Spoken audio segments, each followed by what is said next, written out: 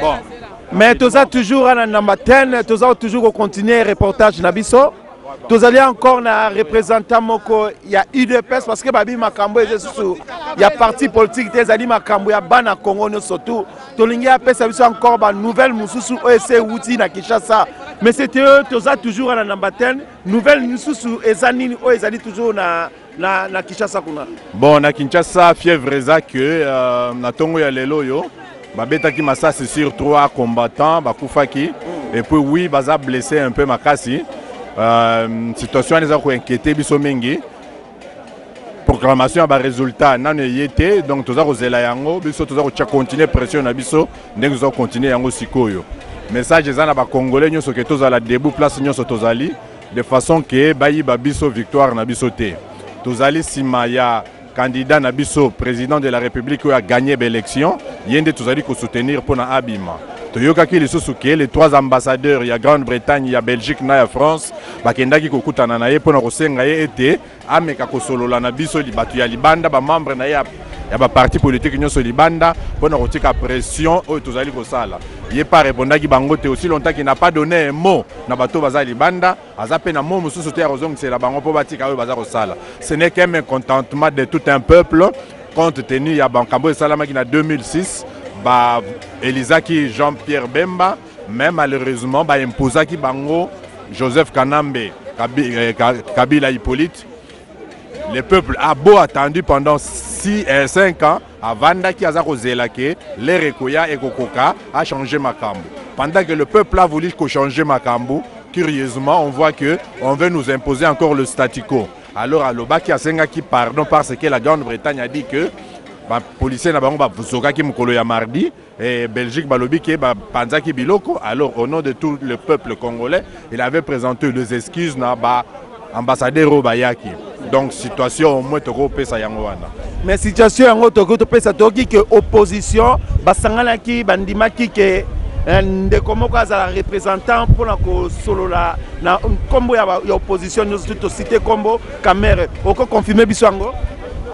Personnellement, je confirmé puisque na sololi na Kinshasa vers 16h awa baza na réunion soki babimi kuna donc naza sûr to communiquer alors je ne peux pas confirmer une histoire où eza yango te mais au moins Kamere il a eu le temps de parler avec d'autres candidats bazalaki na présidence wa candidat na présidence bango nyonso bandimaki que oui mais c'est Tshisekedi a gagné les élections alors yenda zalaki koloba na kombo ya ba opposition ya ba opposant batu nyonso bazalaki ba candidat mais pas que au nom de toute l'opposition. Merci beaucoup monsieur. Merci. Bama bolobi nini? Bana opesa na liboso mbote na bino bana kin bana diaspora nyonso mbote na bino en tout cas merci nzambe otobondela kabutu moi azoyoka balosambo na biso. Biso to sengaka to tozala un jour to botama ba congolais mais nzamba yebaki un jour biso to botama ba congolais lokola lingeke biso to botama ba congolais yango wana tokotika te tokokontinue toujours na kobunda mpo na mboka na biso Congo jusqu'à ce que bakotia président au peuple alingi tolingi mboka na biso ezala pays ya démocratie bazo violer ba mama bazo violer bana bazo violer va même na mibali ba mikondi ya communauté européenne bazo sala eloko te bazo loba eloko te yango na biso peuple congolais totelemi tolobi enough is enough. En tout cas suka eza suka biso totelemi tolobi eke soki bako libérer mboka Congo te tokotikaka te tokobundaka na bango tokomarchaka bakende kodéranger ya titi te ke oyebisa bana poto batika mpo ye te mutu atindaki biso na susi ya mboka na biso Congo na susi ya kozala congolais yango tozotelema tozobunda tolingi su viol na mboka na biso te ndenge bazali kosasa mama moko na bamibali ata 50 ezali mabe mingi ezali mabe makasi yango wana totelemi tobi biso bamama tobotaki bino yo Kabila biso bamama tobotaki yo tolobi boye tika mboka Congo tika yango ezali mboka na yo te kende na Rwanda zonga na Rwanda soko kotika te yo okokufa soko koyoka te mais pona mbaloyo tokufa pona Congo ya titi tokokufa pona Congo komeka kosede te nzambe kopesa makasi bana kini toza pona bino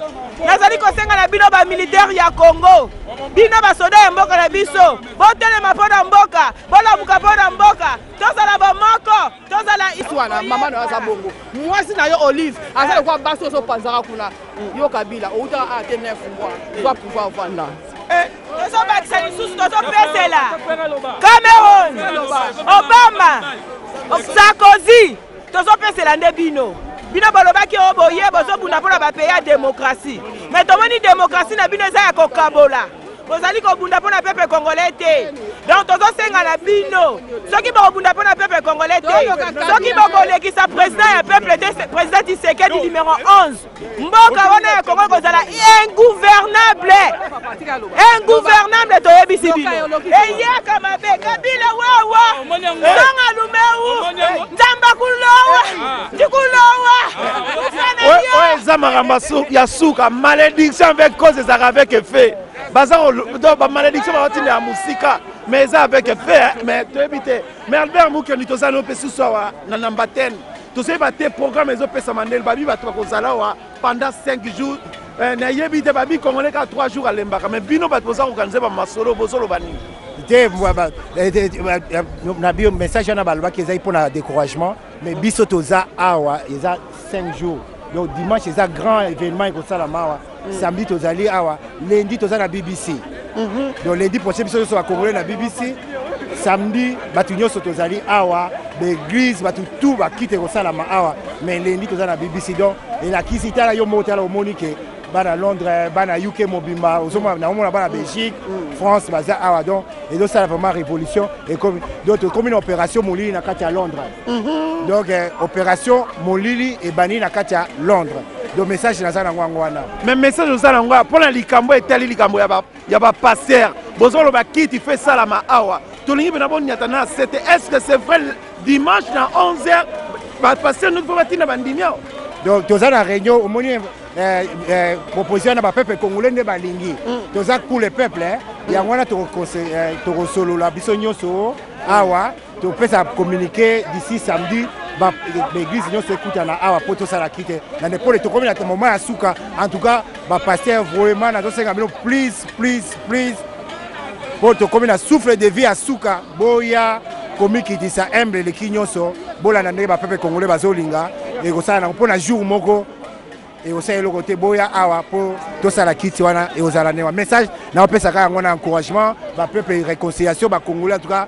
naza vraiment na plaisir ndenge tosangani merci. Ok, merci beaucoup. Ma ekozala bien ke na perte d'énergie na ngai na bandi nano kovise na message oyo na Congo epato uta bana nyonso ya Congo bolamuka dimanche église moko ekofungwama te bana ya Congo dimanche église moko ekofungwama te banda na église Pevalongo armée du Sali mission Bundu de Congo église nyonso catholique muta kofongola l'église akozala te sango afongola l'église Tumba passer afongola l'église moto nezali journée wana ezali journée morte mpona baeglise bapaster nyonso boza na diaspora dimanche bino nyonso na bandimi mundimi nyonso esika ozali yoka message oyo boya borejoindre biso awa paster yaka koteya awa mabonza yaka kobwakama awa bana Israel baza mpe na armée na bango parce que idée oyo napesi yango namoni ke banda mboka ebandi kosouffrir bato bazonyokola biso eza basali na nzambe na conférence nationale souveraine mosengo azalaki corrompi na 2006 malumalu bamosener bazalaki lelo na 2011 toza na ngoi mulunda toana paster mosengo bamosener bazali est-ce que baboyi kodénoncer valeur ya peuple et pourtant bango balobi na Bible que toute autorité vient de Dieu soki peuple a voté mutu na ye bakolongola te sikoyo bango baye baza basali na nzambe est-ce que mosali na nzambe na bango message nini oyo bango bazopesa peuple yango totalisa message oyo église nyonso oyo ya bakongolais eningana te papa ayoka likambo oyo aya kodefendre yango alors message napesi na bana Congo bino nyonso esika boza na Kisasa diaspora nyonso oyo ya bakongolais église ekoningana te paster nyonso aya koteya awa mutu nyonso aya kosambela awa toboyi mutu te tokaboli mutu te église moko te oh Rose Croix oh Marguerite eningana te o église ya bachinois eningana te so tosala eloko wana en tout cas namoni ke tozala elo mwa malamu bongo ya ajouter ni en tout cas na sepeli na acte bakongolais bazosala na ndenge balamuki na pongi ezaki ndoto benini balamuki sikoyo bakomo vivre tokoma bomoko na Congo bakongolais balamuka eloko balingi banyokola biso eza baminere bozoyoka minere moko te bimaka mboka camion ezobima Lubumbashi boye moto chauffeur bino moko boyebi Kisangani Mbujimai eloko moko te bima ti to kozwa ya chichi en place nde makambo bouger boyoka eloko moko te bima minéré bazo boma biso pona minéré bazo eloko moko te bolamuka lisusu message monsieur Zaboye ba collabore tout hein oyo bazala ba quartier na bino bo rendre bango visite hein ya kitoko vraiment bazo bima déjà bazo okima na ba palais zotikala etumbama vous comprendre bo rendre bango ba bonne visite ba palais ce peut bobi mama leki ayoka sango mama leki azobeta vous comprendre ba famille wana tout il faut ba souffrir pour bazo nyokola génération te mais futur mobimba ya Congo to telema to nyonga bango to zelate to kanga kabila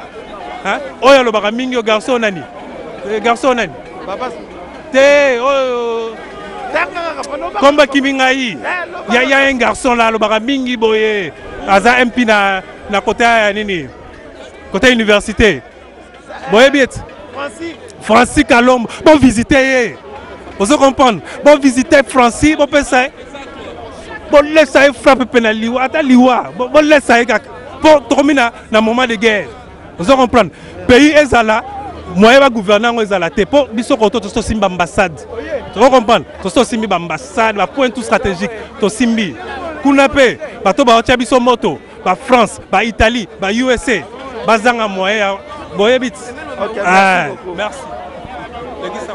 Ouais, nga zo adresser message moko pa bana Congo ko esa bango ke Congo eza pona biso ba congolais Congo eza pona ba rwandais te bozwa mutuana bokanga ye bozongisa na Rwanda botika ya chichinde président o biso toponi bana kin bomoni ya biso to telemi soko biso to telemi e bongo bino bozozela nini tozomona bozoningana te bozolala bozobanga nini babi la voix de Dieu la voix des populations c'est la voix de Dieu. Il faut botter les mains, bon bouger, bon ninga, tout le monde en action. Zacle, Weranson,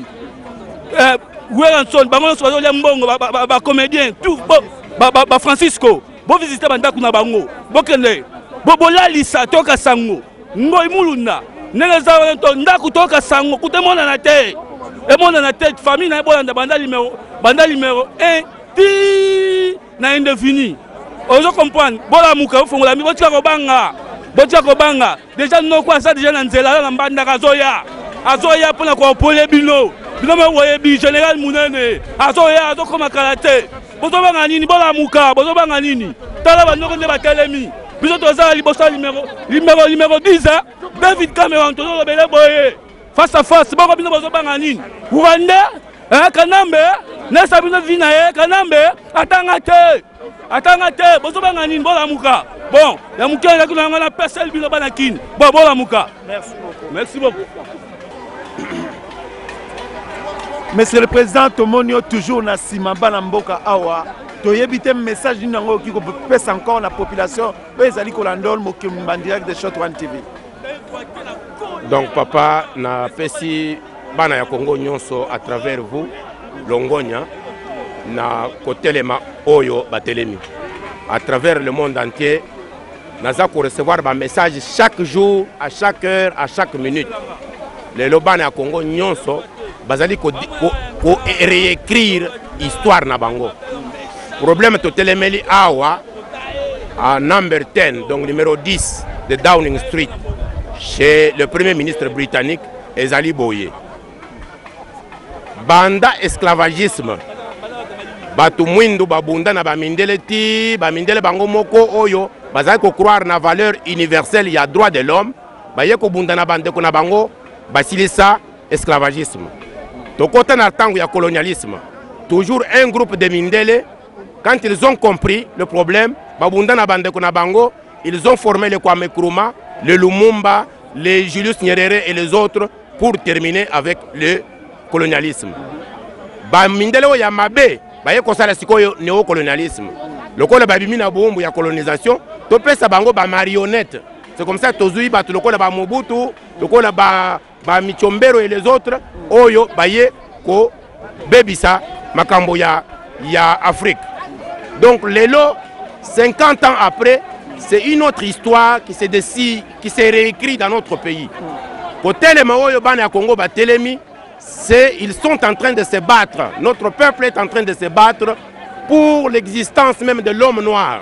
Ce n'est pas un problème des Congolais.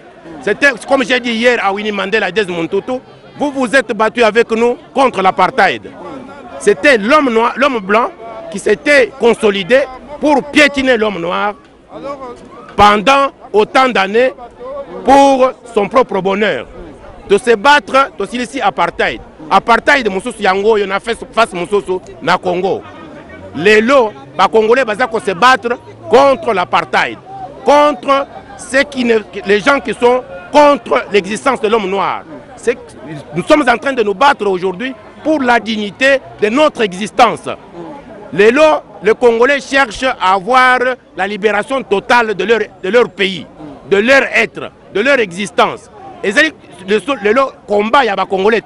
Et comme il combat, deuxième combat, il y a indépendance. Deuxième indépendance, il y a Motumwindo, de l'homme noir. Ça veut dire qu'il faut associer à ces combats ici le blanc, tous les noirs qui croient encore aux valeurs universelles de la démocratie. La démocratie veut dire la décision du peuple, la décision de la majorité. Tshisekedi a été effectivement élu. Mulunda est pris en otage au 4e niveau de l'ambassade belge par un groupe des Occidentaux et Kanambe lui-même, alias Joseph Kabila.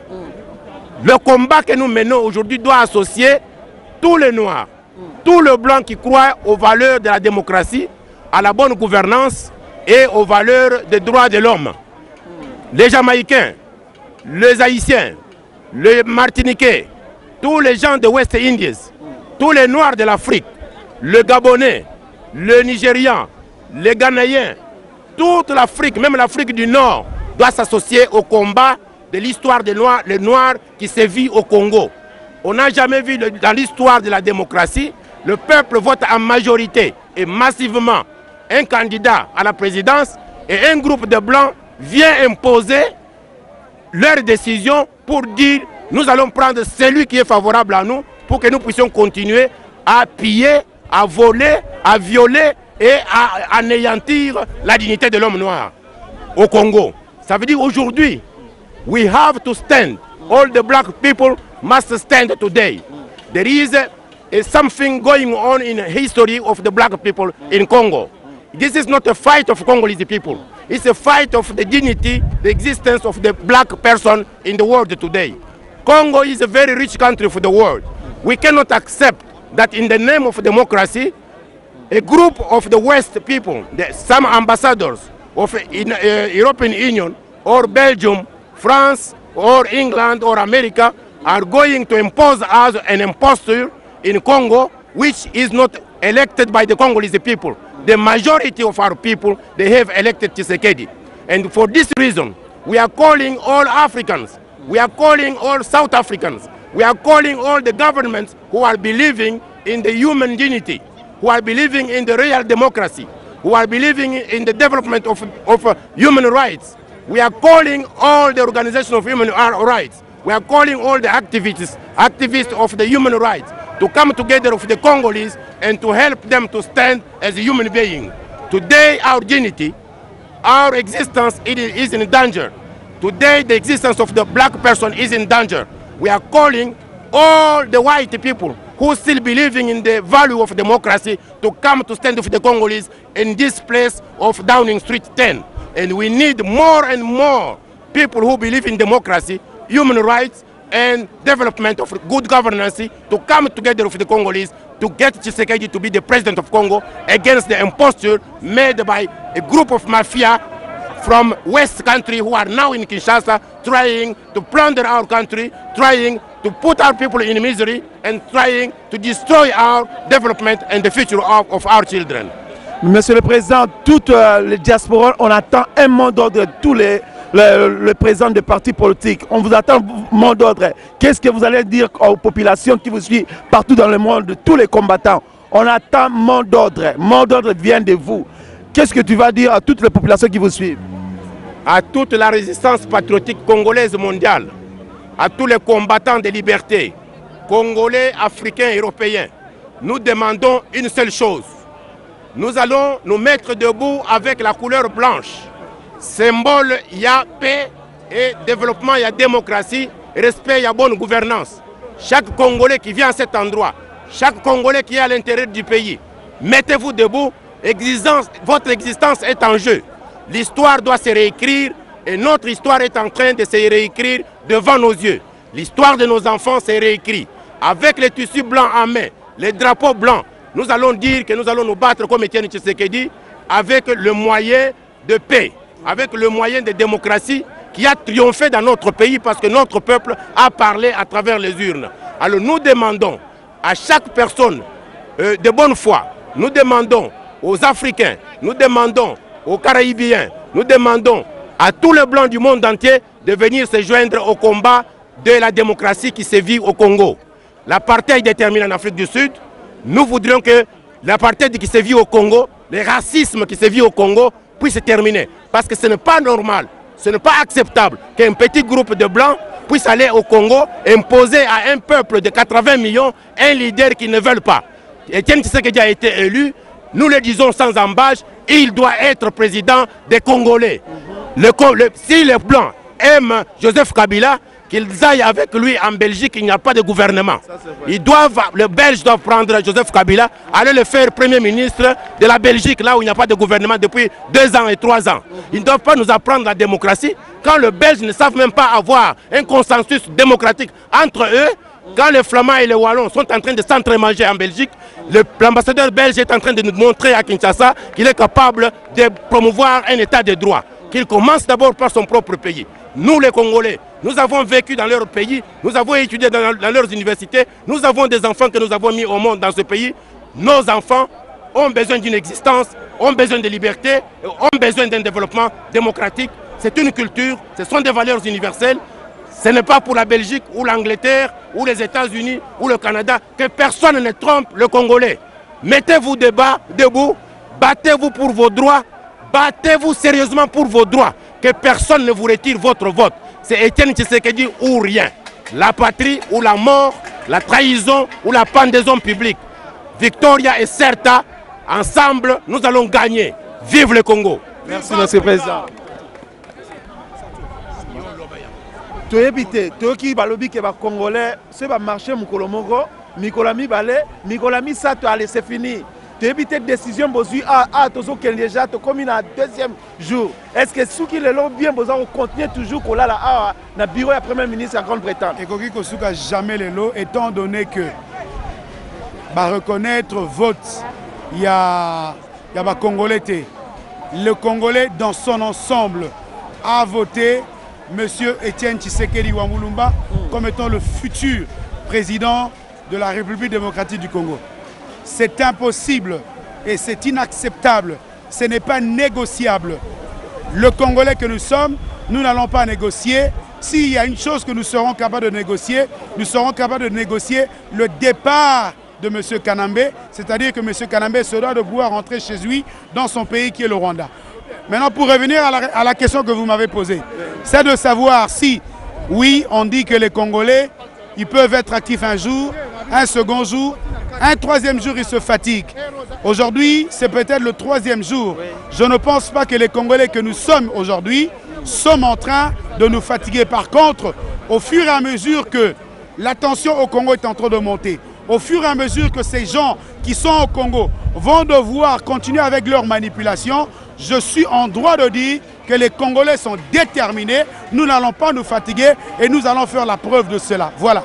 Mais je ne sais pas, parce qu'on a entendu, c'est aujourd'hui qu'on va programmer. Est-ce que c'est confirmé vraiment pour la journée d'aujourd'hui, ce soir? Par rapport aux informations que nous avons, effectivement, il est confirmé qu'il devait avoir, j'allais dire, la confirmation de la tricherie de Ngoï Mulunda pour prononcer, j'allais dire, le nom de Joseph Kabila comme étant celui qui aurait gagné les élections. Oui, effectivement, c'était prévu aujourd'hui, mais cela ne nous surprend pas. Écoutez, comment est-ce que quelqu'un qui est cousin de Kabila, qui est mis au niveau de la présidence de la Commission nationale électorale indépendante, cette personne va devoir organiser les élections pour faire perdre celui qui l'a mis là-bas? La réponse est non. Je pense pour ma part que malgré les résultats qui vont devoir arriver, nous savons ce qui va arriver. Les Congolais que nous sommes nous sommes déterminés jusqu'à ce que les Occidentaux reconnaissent qu'il y a une seule personne qui a gagné les élections, c'est M. Étienne Tshisekedi Wamulumba. Au-delà de ça, je suis en train de lancer un appel aux Congolais parce que hier, M. Tshisekedi a rencontré 3 ambassadeurs des pays occidentaux qui d'ailleurs sont en train de demander à M. Tshisekedi qu'il puisse demander aux combattants, j'allais dire, aux populations congolaises à l'étranger qui sont en train de manifester. Je suis en train de répondre de manière directe, sans embâche, en train de dire ceci, que ces ambassadeurs se doivent de savoir que toutes ces personnes qui manifestent ne sont pas de l'UDPS. Par contre, ces personnes sont toutes tendances confondues, c'est des Congolais. Et ceci étant, donc on nous demande en d'autres termes de ne pas manifester contre la proclamation ou contre la fraude. Le Congolais n'est plus le Congolais d'autrefois. Le Congolais que nous sommes déterminés. Nous avons effectivement la maturité, nous avons la destinée du Congo entre les mains et nous sommes capables de pouvoir aller loin. Loin, ça voudrait dire, nous allons rendre ce pays-là ingouvernable si par exemple, ils proclament ou alors si ils tiennent mordicus à voir M. Kanambe alias Joseph Kabila au pouvoir. Donc je suis en train de lancer un appel à tous les Congolais du monde entier pour leur dire qu'effectivement, pacifiquement, nous avons la possibilité de pouvoir bouter dehors le colonialisme, l'impérialisme pour que Tshisekedi puisse gouverner ce pays-là. Voilà tout. Merci beaucoup. Monsieur. Peuple congolais. Netango oyo masekito tika. Pour ma solo nyonso sito yebi yango. Peuple congolais a souffert pendant plus de 30 ans. Banda régime ya Mobutu. Tina tango oyo rezo continuer. Alors peuple congolais a telema. Pour si à comprendre ma solo nyonso ke esengeli kaka na ye. Yende a telema. A regagner possession pe mboka na ye. Moto moko te aponaka. Ayebisaka nzambe ke asala Congo achango bomengo ebele. Moto moko te aponaka ke asala Congolais. Mais esalama ete te se retrouver ba Congolais ete nzambe na bonzambe na ye acha Congo na bomengo ebele. Eza makambo na biso te. Mais biso tokotelema kaka pona mboka na biso. Na yango naza koloba ete ya solo toyembi tolobi tosali nini nyonso tosali bamoni yango kasi balobi nini bamoni biso bazoba bamoni biso babolole toyebi na biso eloko te tokoki koresiste te pendant même 3 heures toza bakobo efatigué yango nazoloba lelo ete mokolo kaka oyo bakoannonce mokolo kaka oyo bakoannonce ke Kabila c'est vrai nayebi na ngolu ya nzambe aza su na 5 te ya vie ya bomoi na ye mais yango nazoyebisa peuple congolais atelema mokolo wana bakoannonce tokotya mboto na mokili oyo kopela partout yo ozali biso toza na Europe sikoyo na kati ya England London partout yo ozali tokotya moto oyo bobengi tokotanga bakombo na bango te baminoko na bango te oyo na français oyo na anglais tokoloba yango te mais tokopai nyonso tozali ozwi molangi no moko ya chichamba yo yebi yango otyango singa opelisi moto obwaki na motuka eza bombe obwaki na ndako ya moto eza bombe epela partout mokili oyo nyonso epela bayeba ya solo ke Congolais atelemi wana bakoyeba valeur ya Congo mpo na suka nango tokotekela bango portable telefono tokoteka yango na bamillion oyo bakosomba yango na million mpo lelo teknologie eza mboka na biso soki tokangi yango na maboko bakosomba yango su te teknologie ya mokili ekokweya bakosala susu avion te bakosala susu bato te computer ekozala te portable ekozala te makambo eza na kanda balobi malédiction avec cause eza avec effet mais maman bino ba mama bobi bosi bolokie na mosika nayebi te boza koloba nini abebi na ye moto atumoli ya chichi atumoli peuple botikala koyeba o bokolongola ye te bokoboma ye te aza ya nzambe soki bolingi liwana ye boke kotuna saint esprit alakisa bino stratégie nini boboma ye mpona biso bamama tolobi mutu makila oyo ezotanga mokolo na mokolo nde oyo ezojuge bino nde oyo ezoganga nde oyo ezali kosala ke totelema ndenge totelemi mpo tozali koyeba na koreklame makila wana oyo nani oyo nzambe na ngai talaka ndenge basambwisi biso ntango na tout droit nde bo bamona ntango na tout droit boye boye tozangi valeur mais kosala eloko te nzambe na bomoi ya yali bakoloba o tokotanga kombo ya nzambe mingi mpo ye moto apesaka biso mpe mabomoi yango wana toza koloba kaka molumbu ya mwasi oyo ayalaki na besoin ya vie te ayalaki mpe na besoin ya vie ya kufaka biso lelo mpe toza na besoin ya vie toza na bomoi tokobundela bango makila na bango ekolanda biso esika nyonso tokolonga na kombo ya bafemme viole tina bana na biso ya basi tokolonga toza na mayele amambe. Je voulais juste témoigner, je reviens de la Belgique, je suis réalisatrice indépendante, je reviens de la Belgique, il n'y a aucune couverture médiatique sur ce qui se passe vraiment à Matongé. Les Congolais, les Bruxellois de Matongé sont en train de se battre là-bas. Tous les jours, au moins 50 personnes sont arrêtées chaque jour. Si vous allez sur les sites internet, les jeunes sont en train de partager les vidéos.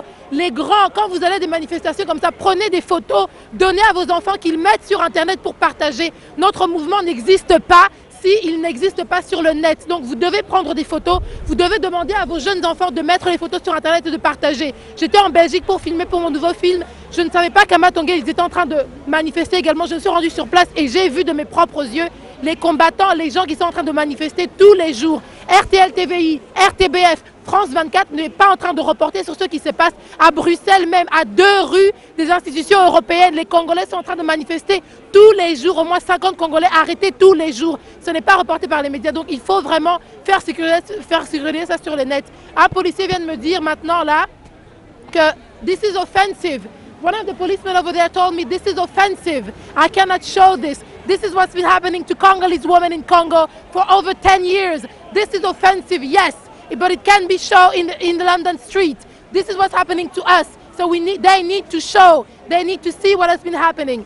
And also, je voudrais, la lingala ou bien en français? Non, parler comme tu peux libre. I would like to call on Oxfam, Amnesty International, all those international organizations always claiming money on the name of Congolese women. Nothing has changed. You are taking money from international organizations. You are not changing anything on the ground. Where is the money going from the British taxpayers' money that you're spending under there? We are going backwards. There was no women at the candidate at the presidency level. We are going backwards. Women are not evolving. We have no place in Congolese society, but you are claiming money in all over the world. Oh, this is for Congo, for Congolese women. Where are you today? This is the time the Congolese people need you. This is the time the Congolese women need you. Where are you? Where are the Oxfam? Where are all these international organizations? Where are the Catholics? Where are the Christians? The Catholic was supposed to have 30,000 people who were observers in these elections. And they are the ones backing this and saying that these elections are being run freely and fairly. Where are your voices? You do not stand with us. You are against us. Where are you? Look at the people. Where are the European people with us today? The word has been going on from America to South Africa to come here and to support the Congolese people. Where are you? Where are the Europeans? You're only supporting us when it's time to claim money on our behalf. We can speak for ourselves. The Congolese women can speak for themselves. We are not victims. We are fighting. And you need to fight with us and not going there claim money on our behalf. Thank you. Quelques messages pour les jeunes qui sont à la maison, à Lingala, qui te suivent en direct de Shot One TV. En Lingala, Lingala nanga eza penza bien te mais na yebisa bino bo accompagner ba parents na ba manifestation. Toza mingi te mais batu baza na ba mobile phone mingi te ya kozwa ba photo. Mouvement na biso ezo exister te, ceux qui ozo circuler ba photo wana te. Donc il faut vraiment bo télémapper, bo yawa bo zo ba photo, bo circuler makambo nyonso na ba Twitter na ba internet. That's my message. Okay, thank you very much. Congolais oyo nyonso balingi mboka na bango te. To préparer ba pétrole na ba musicien oyo amoni ke Congo esalango na valeur te lokwa ba Kofi, ba Papa Wemba, ba Wera, ba Masum de Blende parce que bolingi mboka te. Alors to sana donc to préparer lokwa bolingi na bino mboka ngo te to bona ko tumba bino moko moko. Po bolingi yango te, bozo ko teka ngo. Biso to lingi mboka yango to ye awa. To na marche biso to lingi mboka. Lokwa bino bolie mbongo ya étranger to bona ko tumba bino moko moko. Kofi Olomide voyage no suko bikaka to kotela yo mbese ba bara yo na ba peto ba prépare ba arme po na yo na Londres na ampara mbese ba bara yo membalo bikate. OK, merci. toza toujours na namba 10 balobi ça c'est 3e jour bato azali kolala awa tozali pe na bato balati basokoto o tozali komona o bazali kotia penda sécurité awa yango tolingi totuna ye position ezali ndenge nini awa na Londres pe na diaspora mobimba na mokili mobimba. Alors bande kwa mokili mobimba boyeba ke place nyonso ozali masolo eza ya kobeba mwana ya mboka oyo abengami congolais oyo aza na makila ya mboka toza deja ya kokufa. Alors telema kobanga te baboma biso si yo kanambe il faut okende parce que ça ne vaut rien oko gouverner banani yo un petit ozana soki 31 ans soki 41 ans olingo gouverner bayaya o basi balembi yo alors au corrompre mokili mobimba o deya tosi toyebi. Alors tchala mutu na yo ba grand prêtre o ba Kadhafi banani ba tchaka ba mutu makasi bakenda mais yaya tozoya to kangola maboko na otindelo maloba ngai komola nga Aaron nga na okangola maboko ti yo to relation na peuple que non oza Nil oza Rwandais to pesi yo faveur oza la free o libérer ba peuple congolais man o ezanda kuna ote Congo ezanda kuna yote Congo eza royaume te yo oso sali déjà presque 10 ans. Alors ce que ezanda kuna yo na koyebisa ok zwa yango kene nango ti na Rwanda ti ka peuple congolais to ana besoin ya peace obomi bana obomi batata o violer ba maman. Alors cette fois-ci c'est la fin. Olinga te oleka te tokanga yo papa tokanga yo tokokanga yo. Là c'est promis là c'est promis. Au bundana bato au monde na bango te au tikala jamais comme na bango. Tu te crois que aux en top? Écoute, ba chouchou ya ba américain, ba président ba américain, ba simba ba président danger. Fin de compte, ba tika bango ba américain ba lâcha bango. Alors yo fais gaffe. Au so comme millionnaire, au yibi ebele na Congo, ebele. Alors toza ni électricité, ni maï, bana bazo tangate, soins médicaux ezalité. Alors tu fais quoi? Ozo kosa batunaba 5 chantiers. Va te faire enculer avec 5 chantiers. Mbongo oyo Congo ezanango. Ozo kosa bana Congo na 5 chantiers. Écoute, ba manigance na yo wana. Ezana mon côté oya kondima yo. Okoboma Congo nyoso et puis okoboma biso nyoso en Europe. Zala tranquille. Tozo ya mon vieux. Mais na okike bambassade nyoso tubo sibo kangi na Europe awa na yebite na niveau Afrique botindi message te pour na kokanga bambassade mususu lokwa bosibo kangi déjà c'est 7 à 8 na yebite message nous allons adresser na ba congolais nyoto bali partout en Afrique lokwa bosibo kangi na Europe en Afrique message déjà te yaya bandeko na Afrique na Europe na Asie oyo biso nyoso tozala ngo en Europe et c'est kangami. Alors moi na mboka place yo yebike ambassade moko ezana ya kofungwama bayaya kobanga te toza déjà ya okufa tokufa ensemble partout yebike ambassade eza ya kofungwama kende chapua tina suka toko wa pona ekolo bobanga te ambassade o biso toza nango déjà awa eza déjà bien fermé. Alors bino pekuna botelema Bochapona bambassade nyoso tina suka le mec le salopard Kanambe a qu'à dégager vouloir ou pas. Merci beaucoup. Merci. Photo avec Kimi.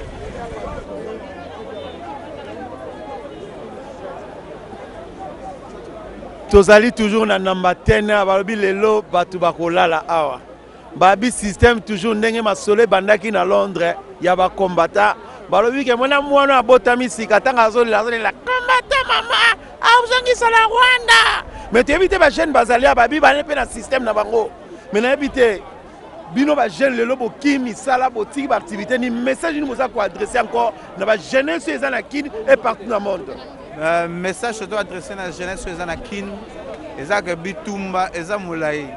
donc na mokili ya lelo Tshisekedi baza ba millions Tshisekedi bakomi ebele bamartyr ya Congo baza ebele donc mpo Congo mpena basala yango ndenge baza na posa basala yango wana donc ezosenga fo baboma biso nyonso awa jeunesse akine mutu akosa bino te mutu affaiblir bino te aya kolobaka non kanisa ndenge mama amemaki yo soki ndenge nini te eza likama mabele babundelaka yango jamais bokozwa mabele na bino kaka na pete boye ezosenga en force lokola bayeli biso force on va faire ça na makasi donc tokolemba te toza awa na number 10 ti bakoyoka message et puis oyo eza ebandeli faut to intoxiquer tina baprofesseur tina bamaster oyo ya baanglais oyo baprofesseur ya bauniversité likambo ya bangoli mulunda ya bakabila ya ba tous ces gens là les Congolais corrompus oyo bazobebisa histoire ya Congo makambo na bango ekokomama na bauniversité ebele komba ezaka physique te mutu ezosala eza ebandeli bakomona mais eza ebandeli toki ke na bana soki ya ba 8 ans banini toyebi te système yango ekomi nini tikotaki kobie koma donc eza révolte donc eza pena révolte donc tolembi tolongwa bakini na bomwana tomonaka mboka ngo évoluer te bango bazaka koliaka bambongo na bango donc bango na bafamille na bango bokela mpe biso mawa bazokufa na baeste na mboka na biso kuna boka ata mawa boka ata soni te quand même omona mundele na mboka na ye c'est bon banzela biloko eza bien yo ye mpenza na mboka mundele omona eza bien ozo na mboka nao eyaka salite boka sumaka quand même tolembi balobi système ya 5 chantiers eza bien 5 chantiers 5 masolo ya lukuta 5 masolo ya masolo ya lukuta oyaka mpona baélection basa neti ke we batia biso mwa voile mona elongi ba 5 masolo d'abord yo Kabila oza pharaon oyoki yango oza pharaon oza wana okolongwa nga komona Moïse donc naye kolibere peuple na biso yeba yango déjà na 5 chantiers na bité so bazoki dessin wapi na 5 chantiers batie dessin ya train dessin ya TGV na Congo na bité soki bazoki ngo na vision toneli ba projet ba TGV eza ba projet basama ba 50 ans 60 ans avant bon na bité soki idée na bango zande nini ozoka bayena bambwa eloko eza te bakisa biso te eloko eza te tozali te kotelema po toa bajeune tomoni ndenge baninga mosusu na batunisie basali na baegypte basali bamesana evandike droit makila yaya na nga Igo Tanzambi nalongoli linete nga naleka Igo baoyo bayebi nga nazoreklame Kabila fo okende na Rwanda nalobi Kabila zonga na Rwanda toana biso na besoin na yo te po ozoboma ozosilisa ezalaka te olingi naloba na monoko nini po oyebi lingala bien te na oloba no na Swahili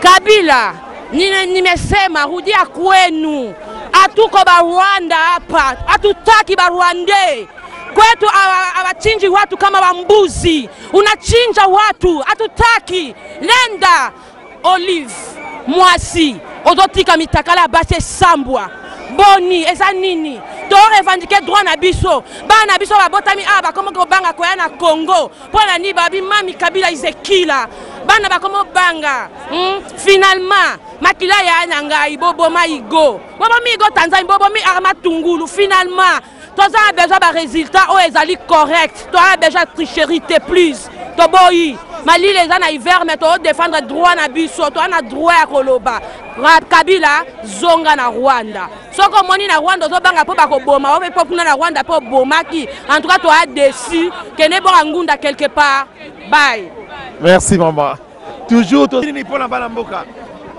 I just hope that something happens today and that people don't just stand around and not do anything. Everyone came out here to protest, but there's a lot of people just standing around and not doing anything.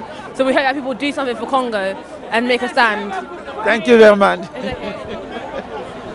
Bonjour, mon ami, jeune balobi lelo bakolala o ezali 3e jour. Balobaki toujours que ba Congolais après 3 jours balembaka balobi ezali ko continuer. Pour tozo mona lelo ezali terrible.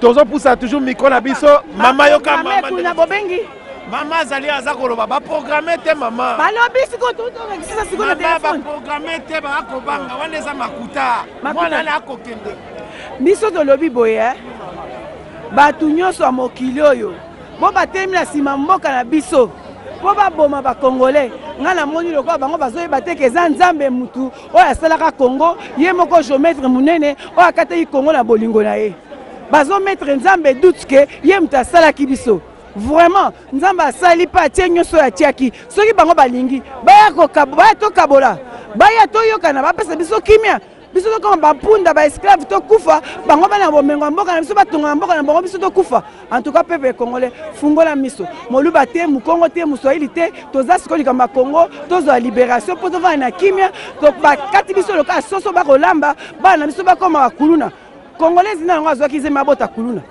biso tobotaki kuluna te tobotaki bato nzambe atiaki molimo ne kati na bango lelo bana so bakoma bakuluna baza génération ekufi eza futi beloko moko te tandis que bango moko bana bango baza bien bana Congo bofungola miso kuluna za te na Congo biso nyonso toza bakongolais soko bimisi mbeli vraiment okata ndeko non se koza rwandais na mboka na biso molimo mbeli ezaka te poison ezaka te masasi ezaka te biso tozaki bandeko en tout cas tozongisa bolingo wana tozala moko po tokende liboso likambo na ye naloba yango wana boyoki mama azali koloba toujours mboka na biso babotaki te ezala bakuluna oyo bashege balobi mpe moto ya créa esprit ya kuluna werason aza susu na mboka te information soki toza kopesa bino depuis le 4 bayebaki 4 na kokanga bana nyonso bamonaka bashege na bakuluna bazali destination inconnue tozali toujours kocontinue reportage na biso en direct de Shot One TV balobi lelo bato bakolala awa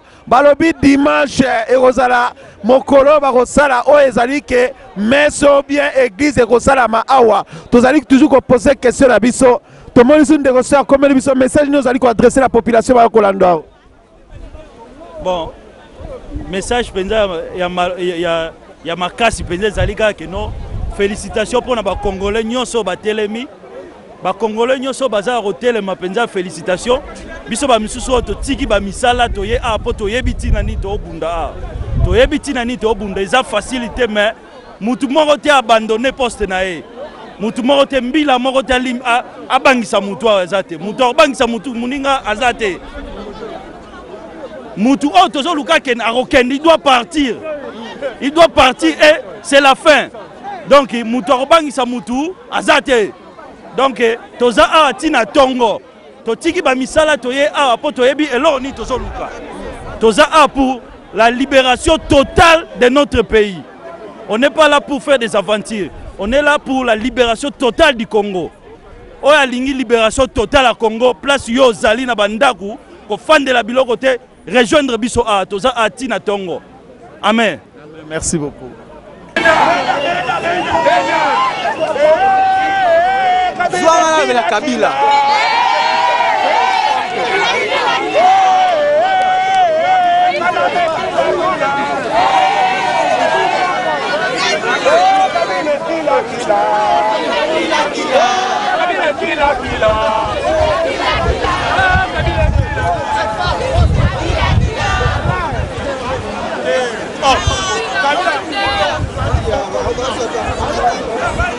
Nazalaki kotambola na nga na nzela masina nazalaki kotambola na nga na nzela masina nakanisi ngai wote ngai nakimaki te ngai nasotaki te bafri atelemino ngai nalezaki te anga elongi oyo ekobobisanga anga elongi oyo ekobobisanga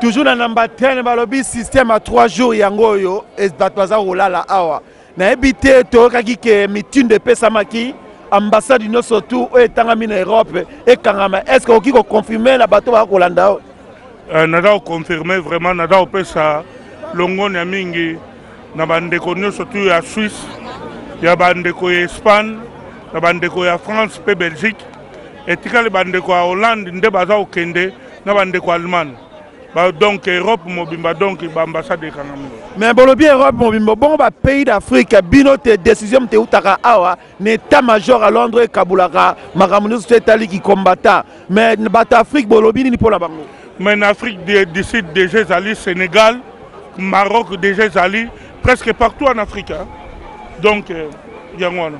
Mais partout en Afrique, tous ceux qui ont fait ça, Pengingisa, Obolobaka Mando, Boza, fait ça, la passer, Bolingi, que dimanche, à la Mokolo, Oyo, passer, Batika, l'église, tu as ça, la peine, ma bonne deli, Awa. Na yébite ceux qui ont 7 encore pour la Likamo, Bozo, Ngakokoloba. Bon, normalement, pasteur Avaza, non, pasteur Aza Congolais. D'abord, Nazali Pemben, il y a pasteur Moussa Nanzamba, Jérémie Azaliawa. Le preuve en est que pasteur oza na peuple aza oza la place peuple aza o baza na biso te tolingi lisu te bapasteur ba use Congolese community donc bapasteur bayeba nanu d'abord ke baza na bacongolais d'abord badéfendre nanu Congo ndenge kaka baapôtre na basali nyonso tu ya nzambe ya kala babando défendre nanu mabele na bango lelo batika na kosolisa biso lisolo ya Israël. Aujourd'hui c'est le Congo. L'histoire sera écrite par nous les Congolais. D'abord les Congo. Mabelo nous avons fait et ça les Congolais d'abord. Passer il faut pas apprendre que défendre nous Mabele à Congo. Mabele à Congo passer bazali kolanda olobi na biso ozali na pembeni na mosela nzambe pasteur Jérémie lelo bakomo lobaneka baza kolobaka retour aux paroles te éviter lilobano za koloba pasteur na banda za koyoka na pembeni na yo mais toloba musika te biso toza bato ya lumbe toza na moite na pasteur Jérémie ye azali aloba mwa muke po soto okosa bandeko na ye bamasa na ye bacollègue na ye bapasteur makambo ye azali wana. Mais pasteur Jérémie, le bazar bengo toujours retour aux paroles. Est-ce que pasteur a eu la politique était? Le problème est que si sous makambouté que to vandi sabatu na kati ya église. Pour avant église la famille des alaka. Donc na kati jardin les alaka famille. De la minute ndenge to zomona ndenge to sala da famille congolaise. Donc cela veut dire que biso photo tellement to sabato to te ya bango liloba. Que soki liloba to côté ya bango. Soki bango baza na kimia te liloba kokota te. Mais kimia za ndemboka na biso. Donc to iko tika mboka ekende te.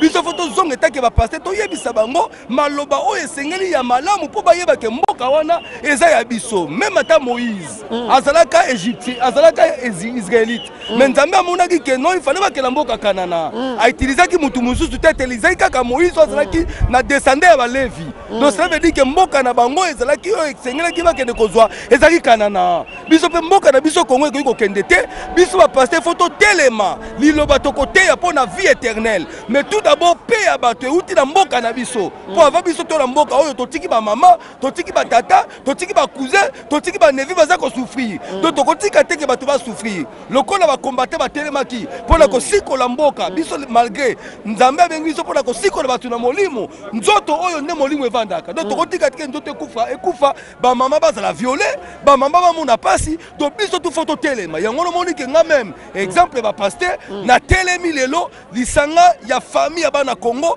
poto meka ko telema poto libérer mboka na biso. Mais docteur Jérémie balobi ke autant bino bozolo ba passer mais moto azali ko sala ke mwana ala toza ko benga étranger azali passer message nino ki ko lancer na ngoi mulunda azali Colette na yo passer azali kuna na Kinshasa pe na ba passer nino to bazana Kinshasa na koyebisa bango ke nzambe akotelemela bango po makambo oyo biso to sengele to tia batu liloba mais tango siko to tika batu liloba toza corrompi na mutu moko boye oyo pona mboka ekufa biso to kobunda sute mais nzambo biso to zolela butu na moi ako confondre bango yango na siko likamanga la za ko lancer na ba combattant lokola bango ba telema ki pona ko sikola mboka un moment nzambe pe ako telema pona ko sikola milimo ya bato donc ba soutenir biso ba pasteur oyo tozo mona ke mboka esikwama na sima na bango to lingi pe milimo bato sikoma po lokutele kimingi tala même pasteur atiaka ndo balanza melelo za corrompi aza pe l'église za la bandimi donc c'est que ça pasteur te donc parmi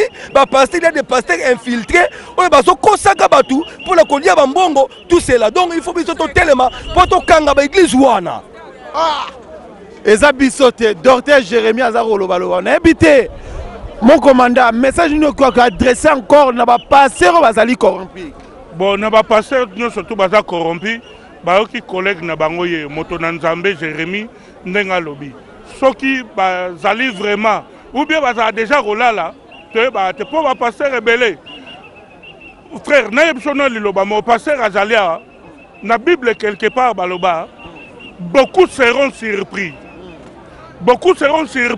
et lingo lobanine mwasi ya ndumba ayebi déjà kaza ndumba, assassin ayebi kaza assassin, pasteur pe ayebi ke aza pasteur. Mais jour ya suka akolobake nzambe na telemisaka batu na kombo na yo, nzambe akoye Yesu akoyebisa ye ke ndenge bayebisa biso ke bo nayebaki yo te mutu ya misala ya lolendo. Musala lelo oyo mboka na yo pasteur esika ozali, mboka na eza kokende eloko nini yo za kocontribue zala lokwa pasteur Jérémie kokanga batu te na mabonza kaka mpo na mabonza te. Epuis tolance sikoyo na baeglise nyonso tu congolais esika message oyo ekuta ya bino tolobi ke mpo na libération ya Congo nyonso tu. Donc toza kosenga na bandeko nyonso tu bafamille 10 livres ya pamba, famille nyonso tu congolaise préparer 10 livres na bango pour la défense ya Congo. Toko passer na ba église nyonso pour na mabonza bozwaka, pour na badim bozwaka toko kota kuna te. Mais famille nyonso tu a zwakara 10 livres ba pesa pour na Congo to luka pour moyen nini o toko ki libérer Congo. Communauté internationale yango ndako eza oboma batu eza oboma ba congolais yango to telemi pendant combien de temps? Nomba 10 tozalaki ya période ya Tony Blair.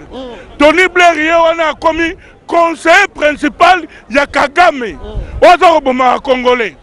Lelo toza Cameroun akoma nani? Donc cela veut dire que si toza osala boye toza otelema nyama soki bimi na mboka bakoyeba et puis bako comprendre biso toza na système moko bafwa bashala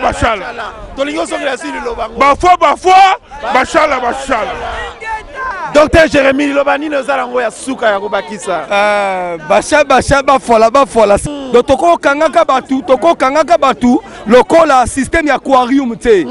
Donc vision ezate ke noto ya awa po totiaka batu ka pona makambo mbongo. Donc cela veut dire que bana wana tozoteya batu makambo mbongo ezala ba dime ezala ba offrande bazapela ba famille na bango. Lelo ba famille zo souffrir, il faut biso peto telema lelo en fait que ba famille on est si quoi. Donc à partir ya lelo doto yeba ke mboka wana eza mboka na biso nyoso tu. Soki ba longo l'identité ya ki pasteur oza congolais. Yango na to longo na identité na biso ba pasteur to tika na ba congolais. Kazaka wana longwa tango toko tika na ba congolais toko mona ke ya solo mboka na biso zo kende toko telema na ba famille na talimboka ba jeune fille baza ba mama bazalia baza ko bakisa toujours maloba balobi ba pasteur bolongola ba costume bolata kazaka ba congolais mama liloba ni ozasu pona ko ajouter toki kande sorry pasteur alobi ya solo ba pasteur msusu bazitoyebaka bango baza ba congolais babelelo bakomi koloba nga aza congolais te nga aza mboka ala nini Angola onga aza nga makambo bazairwa na elingi yango te nga aza nga Angola mais toyebi bango bazalaka bazairwa na minute babongwami donc tozoyeba te makambo yango so eza ndenge nini ekomi ka système ya fourchette mutamutaka mozwaka part na ye mais nzambe ya bolingo mwinda babomba yango la sa mesa te suka éclairage ebima kaka nzambe azala mpona biso nyonso congolais. Merci. Boyoki bino moko balobi ke mwinda babomba yango na sa mesa te donc mwinde sepeli na kati na mboka Congo mwinde sepeli mama bongo yo ajouter nini? Nga na olobaka boye en tout cas mwana muke akosa motema makasi boye te yo mwana muke motema mabe ndoki ya moto parce que epa outa oyebaka kutu te yo moko soko outa wapi tango yaka na ba butu na yo ambula bozo senga batu ba mai na ba biscuit lelo bosta no na mboka Congo po bomaka batu oyaki ko 5 chantier na yo ya nini abattoir. Premier chantier na ezali abattoir, deuxième chantier na ezali à Lokuta na mama Sifa. Comment on dit ma politique a n'engo ba mu obota yo bota e pa wapi mama opasa ko bota soki l'équipe ne ya solo mwana sa mwana yo ndo so pekisa ye comme oyebe tali complicité na bino yo tilo tika kaye asala ka ba bêtise ya n'engo na mboka batu mama biso na yo lumbe biso na yo lumbe okomona yo Kabila yo yebi suki kanambi yo yebi Kinshasa nenge ezali oyebi yango apesa discours na lingala pesa discours na lingala yo yebi kini ndenge ezali ata soki kinga kati wana oyebi suka nango esika ebanda te esika ezali okomona 31 batayo ekobimela yo okomona toza na yo lumbe mama na ngai baza na ye lumbe ndenge bamama bazali koloba balobi batayo ya molili ezali balobi makambo oyo ekosuka wa te mama yaka koloba mama akokima miko te